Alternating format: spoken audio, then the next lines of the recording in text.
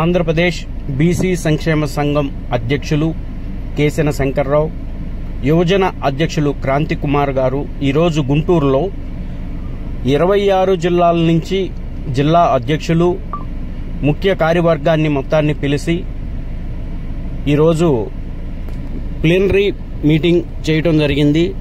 దీని సారాంశం ఏంటంటే ఎన్డీఏ కూటమికి బీసీ సంక్షేమ సంఘం నుంచి ఎన్డీఏ కూటమిలో ఎవరు పోటీ చేసినా బీసీ సంక్షేమ సంఘం నుంచి ఫుల్ సపోర్ట్ ఉంటుందని చెప్పి ఈరోజు ప్రెస్ ముందు వాళ్ళు తెలియజేయటం జరిగింది. ఈ రాష్ట్రం భవిష్యత్తు కోసం అందరూ కూడా ఏకగ్రంగా ఎన్డీఏ ప్రభుత్వానికి మద్దతు తెలియజేద్దామని చెప్పని అందరూ కూడా ఏకగ్రంగా మాట్లాడినందుకు రాష్ట్ర బీసీ సంక్షేమ సంఘం అధ్యక్షుడిగా నేను వారికి ధన్యవాదాలు తెలియజేస్తాను. రాష్ట్ర వ్యాప్తంగా నా మీద ఉంచినటువంటి నమ్మకాన్ని ఎప్పుడు కూడా నేను ఒమ్మి కాను. దయచేసి రాష్ట్రంలో జరుగుతున్నటువంటి పార్టీలకి అభివృద్ధి చేస్తా ఉన్నాం. కేవలం రేపు ఎన్నికల వరకే తప్ప ఎన్నికల అనంతరం మా జెండా ఎజెండా వేరువేరుగానే ఉంటాయనేటువంటి విషయాన్ని కూడా మీ ద్వారా మేము తెలియజేస్తా ఉన్నాం. ఎందుకంటే ఇవాళ జగన్మోహన్ రెడ్డి గారు 56 కార్పొరేషన్లు పెట్టారు.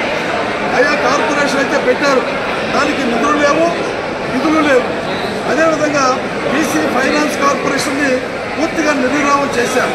ఈ రోజు వరకు కూడా ఏ బీసీ యొక్క మరి ఆర్థికంగా సరైనటువంటి లోన్లు ఇచ్చినటువంటి దాఖలు కూడా ఎక్కడ లేనటువంటి పరిస్థితి కూడా మనందరూ కూడా చూస్తూనే ఉన్నాం. అదేవిధంగా ఈరోజు రాష్ట్రంలో బీసీలు నా వెన్నుముక, బీసీలో నా బ్యాక్ బోన్ అని చెప్పని మరి వాళ్ళ జగన్మోహన్ రెడ్డి గారు మాట్లాడుతూ ఉన్నారు. మేము అనేక టికెట్లు ఇచ్చాం, మేము అనేక రాజ్యసభ ఇచ్చాం, లేకపోతే అసెంబ్లీ టికెట్లు ఇచ్చామని చెప్తున్నారు. మంచిదని అందరూ కూడా మేము గౌరవిస్తాం. కానీ ఆ యొక్క చట్టసభలో గెలిచేటువంటి ప్రజాప్రతినిధులు ఆ చట్టసభలో ఏమన్నా బీసీల గురించి మాట్లాడుతున్నారా ఒకసారి మనందరూ కూడా ఆత్మపరిశీలన చేసుకోవాలి. ఆ పార్టీ జెండాకే ఈ పార్టీ జెండాకే వాళ్ళు మాట్లాడతారు తప్ప తెలుగుదేశం కావచ్చు, బీజేపీ కావచ్చు, కాంగ్రెస్ కావచ్చు, ఏ పార్టీ అయినా కూడా ప్రజాప్రతినిధిగా ఎన్నికైనటువంటి వాళ్ళు ఈ బీసీ సమస్యలు ఎక్కడ మాట్లాడేటువంటి పరిస్థితులు కూడా ఎక్కడ కనపడుతుంది. అదేవిధంగా నా బీసీ, నా ఎస్సీ, నా మైనార్టీ అని చెప్పి జగన్మోహన్ రెడ్డి గారు చెప్తా ఉన్నారు. వాస్తవమే, మేము కాదనట్లేదు. కానీ ఇవాళ ఒక బీసీ అభ్యర్థి ఐఏఎస్ ఆఫీసరు రవిచంద్ర గారు అని చెప్పని దాదాపు 7 మాసాల నుంచి ఈ రోజు వరకు కూడా ఆయనకు పోస్టింగ్ లేదు. ఆయన చాలా నిజాయితీ పరుడు, ఉన్నతమైనటువంటి ఆశయాలతో మహాత్మా జ్యోతిరావు పూలే ఆశయాలను పొడిగిపుచ్చుకుంటూ అలాంటి ఐఏఎస్ ఆఫీసరు, అలాంటి నీతి నిజాయితీగా ఉన్నటువంటి ఐఏఎస్ ఆఫీసర్ని ఈ రోజున పోస్టింగ్ లేకుండా చేసేటువంటి పరిస్థితి. అదేవిధంగా ఎస్సీ అధికారి మరి రాజశేఖర్ గారు సీనియర్ ఐఏఎస్ ఆఫీసరు, చాలా నిజాయితీ పరుడు.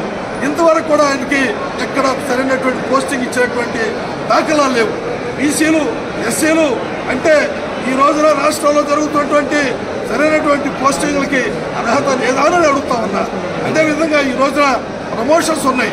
ఆ ప్రమోషన్స్లో కూడా ఎక్కడ ఏ రకమైనటువంటి అధికారులు కానీ ప్రమోషన్ ఇచ్చినటువంటి దాఖలాలు ఎక్కడ లేవు. అదేవిధంగా ట్రాన్స్ఫర్స్ కూడా ఎక్కడ అధికారులకి సరైనటువంటి స్థానాలు ఇచ్చినటువంటి పరిస్థితి ఎక్కడ కూడా కనపడలేదు. ఇవన్నీ రాష్ట్ర భవిష్యత్తు వరకు ఈ రోజున రాష్ట్ర కార్యవర్గం కానీ అదేవిధంగా 26 జిల్లాల నుంచి వచ్చేటువంటి బీసీ సంక్షేమ సంఘం అన్ని యువత నాయకులందరూ కూడా రాష్ట్ర భవిష్యత్తు వరకు మనం ముందుకు వెళ్ళాలి. ఈ రాష్ట్రంలో మరి ఎన్డీఏ ప్రభుత్వానికి మనందరూ కూడా ఎన్డీఏ కూటమికి మనందరూ కూడా మద్దతు తెలియజేయాలని చెప్పని అందరూ కోరిన మీద అందరి యొక్క ఆలోచనే బీసీ సంక్షేమ సంఘం రాష్ట్ర ఆలోచన అనేది మీ అందరూ కూడా తెలియజేస్తూ ఈరోజు ఆంధ్రప్రదేశ్ బీసీ సంక్షేమ సంఘం చరిత్రలో మరి ఎప్పుడు ఎన్నడూ లేని విధంగా గొప్ప డెమోక్రటిక్గా ఒక నిర్ణయాన్ని తీసుకోవడం జరిగింది. మనందరం గమనిస్తే ఈరోజు 26 జిల్లాల నుంచి కూడా రిప్రజెంటేషన్స్ చేస్తూ జిల్లా అధ్యక్షులు కానీ రాష్ట్ర కార్యవర్గం కానీ అందరూ మరి మా యూత్ గురించి కానీ అదేవిధంగా మా బీసీ మరి జాతి గురించి కానీ రాబోయే రోజుల్లో మనం ఏం చేయాలి, ఎట్లా చేయాలి అనే నిర్ణయం మరి మూకమ్మడిగా వాళ్ళ యొక్క నిర్ణయాలు తెలియజేస్తూ రాష్ట్ర కమిటీ ఏం నిర్ణయం తీసుకుంటే దానికి తూచా తప్పకుండా రాష్ట్ర కార్యవర్గం అంతా తీసుకుంటామని తెలియజేయడం చాలా సంతోషం. మరి దీంట్లో ప్రథమంగా ఇప్పుడే రాష్ట్ర అధ్యక్షులు వారు చాలా అంశాల గురించి తెలియజేశారు.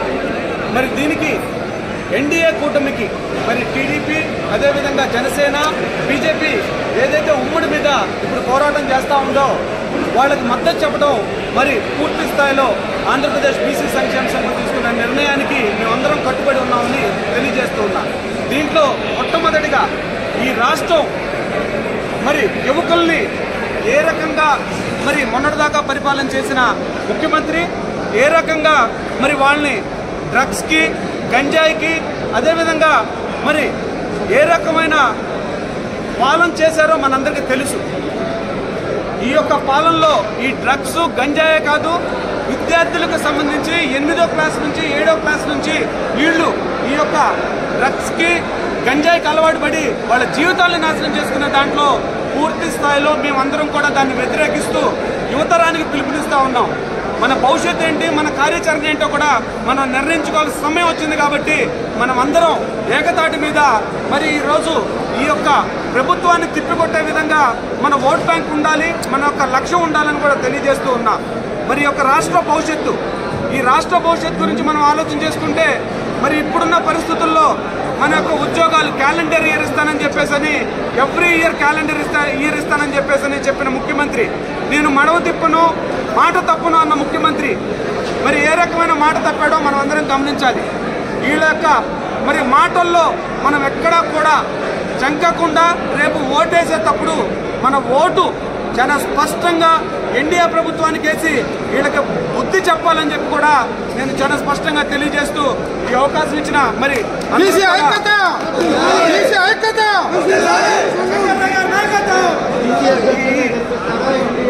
ఎన్డీఏ కూటమిలో నుంచున్న ప్రతి ఒక్కరికి ఓటేసి గెలిపించమని చెప్తున్నాం. ఎందుకనంటే ఇక్కడ చాలా స్పష్టంగా ఉంది, ఇప్పుడే చెప్పారు. బీసీలకు సంబంధించి ఇప్పుడు మార్చిన సీటుల్లో ఏదైతే వైఎస్ఆర్సీపీ ప్రభుత్వం ఉందో ఎస్సీలకి బీసీలకి సంబంధించిన సీటుల్లో ఎన్ని మార్పులు చేసింది, ఎందుకు మార్పులు చేసింది ఇక్కడే చూద్దాం. 2 టౌన్లో ఒక బీసీ అభ్యర్థికి గతంలో వచ్చి ఏ రకంగా ఓడించారో మనకు తెలుసు. అదేవిధంగా చిలకలూరుపేటలోంచి బీసీని తీసి ఇక్కడ బీసీ నేర్చడం అంటే మాకు ఎన్ని సీట్లు కోల్పోయామో కూడా మీకు తెలుసు. సో ఈ స్పష్టంగా చాలా అంశాలు ఉన్నాయి. మీతో మరి త్వరలో కూడా మాట్లాడటానికి మేము సిద్ధంగా ఉన్నాం, తెలియజేస్తూ ఉన్నా. అదేవిధంగా ఎస్సీల్లో ఉన్న ప్రతి ఒక్కరిని నేను ఎస్సీ సోదరులను అడుగుతా ఉన్నా, ఎస్సీల్లో ఉన్న ప్రతి ఒక్కరిని మరి ఎక్కడెక్కడ నియోజకవర్గాల్లో ఉన్నారు అన్ని నియోజకవర్గాల్లో షిఫ్ట్ చేసేశారు. బీసీల్లో ఉన్న వ్యక్తులందరినీ కూడా చాలా మందిని కూడా ఆ నియోజకవర్గాల నుంచి తప్పించి వేరే నియోజకవర్గాల్లో పంపించారు ఒక పార్టీ, అది వైఎస్ఆర్సీపీ పార్టీ. మీరు గమనించాలి ఇది. ఎందుకనంటే అక్కడ నియంత పరిపాలన చేయడం కోసం నన్ను చూసే ఓటేయండి అంటున్నారు. మా యొక్క బీసీ జాతిని కానీ ఎస్సీ జాతిని కానీ మా లీడర్షిప్ అక్కడ పెంపొందించుకోవడానికి వాళ్ళకి ఇష్టం లేదనే చాలా స్పష్టంగా అర్థమవుతా ఉంది. కాబట్టి మేము మా లీడర్షిప్ కోరుకుంటూ మేము ఎక్కడైతే నియోజకవర్గాల్లో ఉన్నామో ఆ నియోజకవర్గాలు మేము కాపాడుకుంటూ మా బీసీలకు సంబంధించిన అంశాల్లో మేము ఎప్పుడు కూడా దాన్ని ఆ వాదన పెంపొందించాం. రాష్ట్ర అధ్యక్షులు కేశవ శంకర్రావు గారి నాయకత్వంలో, అదేవిధంగా ఆంధ్రప్రదేశ్ బీసీ సంక్షేమ సంఘం ఆధ్వర్యం. కానీ ఇప్పుడున్న పరిస్థితుల్లో ఎంత కాడికి నన్ను చూసి ఓటేయండి, ఇక్కడ వ్యక్తులు కాదు, ఆ యొక్క అభ్యర్థులు కాదు, నన్ను చూసి ఓటేయండి అని చెప్పే ఈ యొక్క పార్టీకి మేము తప్పకుండా బుద్ధి చెప్తామని తెలియజేస్తూ ఉన్నా. అదేవిధంగా రాష్ట్ర బడ్జెట్లో చాలా స్పష్టంగా తెలియజేస్తూ ఉన్నా, చాలా క్లియర్గా. ఈరోజు బీసీ సబ్ ప్లాన్కి సంబంధించి చాలా సందర్భాల్లో మేము సబ్ కోటా ఇవ్వాలి, బీసీలకు సబ్ కోటా ఇవ్వాలని తెలియజేస్తే నిన్న మీటింగ్లో జగన్మోహన్ రెడ్డి గారు మాట్లాడుతూ 10,000 కోట్లు ఎప్పుడో 2014లో ఇచ్చిన దాని గురించి చెప్పాడు. కానీ ఇప్పుడున్న సబ్ ప్లాన్ ఏంటనే దాని గురించి చెప్పట్లా. గతంలో ప్రభుత్వాలు చేసిన నష్టాలు ఏంటనే చెప్పావు. నీ ప్రభుత్వంలో జరిగిన నష్టం గురించి నీకు ధైర్యం ఉందా చెప్పడానికి? అది కూడా లేదు. కాబట్టి మేము తప్పకుండా దాన్ని తిప్పికొట్టే విధంగా మా సబ్ ప్లాన్ మాకు ఇవ్వాలి, మా వాటాలో ఉన్న షేర్ మాకు ఇవ్వాలి, మాకు ఇవ్వాల్సిన పవర్స్ మాకు ఇవ్వాలి. ఎన్డీఏ ప్రభుత్వానికి కూడా తెలియజేస్తున్నా, మీరు మమ్మల్ని వచ్చి సంప్రదించలా. మాకు మేము చాలా స్పష్టంగా రాష్ట్ర భవిష్యత్తు గురించి ఆలోచించి చెప్తున్నాం. మీరు కానీ మా బీసీలను విస్మరిస్తే మా ఆలోచన విధానం ఎప్పటికెప్పుడు మారుతుందని కూడా మీకు తెలియజేస్తూ హెచ్చరిస్తూ ఉన్నా. Thank you.